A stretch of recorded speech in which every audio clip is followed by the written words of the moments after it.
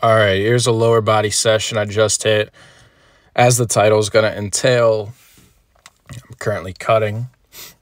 So it kind of explains the lack thereof performance, at least today. I'm honestly, it just might have been like beat up and fried from the rest of the week because I've been PRing like a madman. I've had a great week of training and my cuts lasted a couple weeks at this point, but I'm starting to actually feel I'm at the gym now. A little getting lightheaded pretty quickly in these workouts. So 405 for 10. This is like mid-bar, by the way. I don't know. Whatever the hell you want to call it. But it's not on top of my traps. It's like on top of my rear delts, which I would think is low bar, but low bar squatters tell me this is high bar. High bar squatters tell me it's low bar, so fuck it. We'll call it mid-bar. Yeah, so this is a tied PR. I've never squatted 405 for more than 10. And I had to dig really, really deep to get this. Like, rep 3, my eyes started to water. Honestly, I just think it wasn't a great day in general for energy levels. But I gave it my all this set, so I can hang my hat on this. I'm pretty happy with it. And I went for 11. I tried, and my legs just gave out. A little disappointed, but whatever. All right, now here's where the session started to suck. RDLs, these were garbage. I'm not going to lie. I've done 515 for 10, so 500 for 4. Like, damn, that sucks. I mean, part of it's like I just haven't been training the movement, but definitely part of it's the cut. And I also hit my back a little bit yesterday. I did pull-ups, shrugs, high pulls. So, of course, that weighs in. Here's the 405 for 10. And also the 405 for 10 squat. Like I said, I really, really gave it my all for that. So, rest of the session being a bit fried. Yeah, it's whatever. But, I mean, obviously, these last couple weeks, I've been training really well. Been PRing, like, pretty freaking regularly.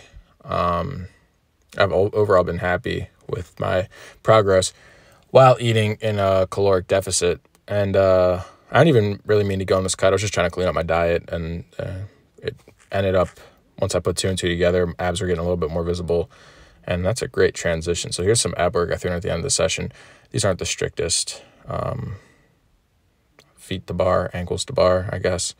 But there's like a little block that I used to get up on the bar right in front of me. So I was trying not to kick it. Anyway, yeah, so the cut was unintentional. My abs started to get a little bit more visible. I started to look a bit bigger without a shirt on.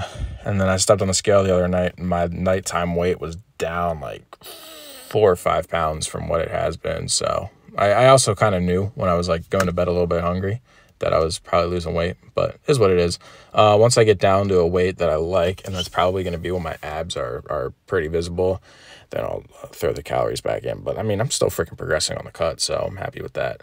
All right, so to the abs, I normally don't throw this in the videos. I normally don't record it, but I did want to make a quick PSA.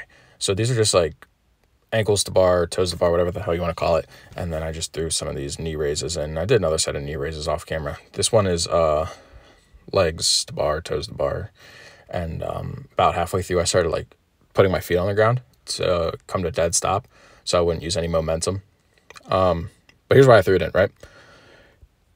People in my niche, and probably yours if you're watching this video, strength training, that are into this, don't train their abs, right? How many dudes do you know? How many powerlifters do you know? How many strongmen do you know? Maybe strongmen do.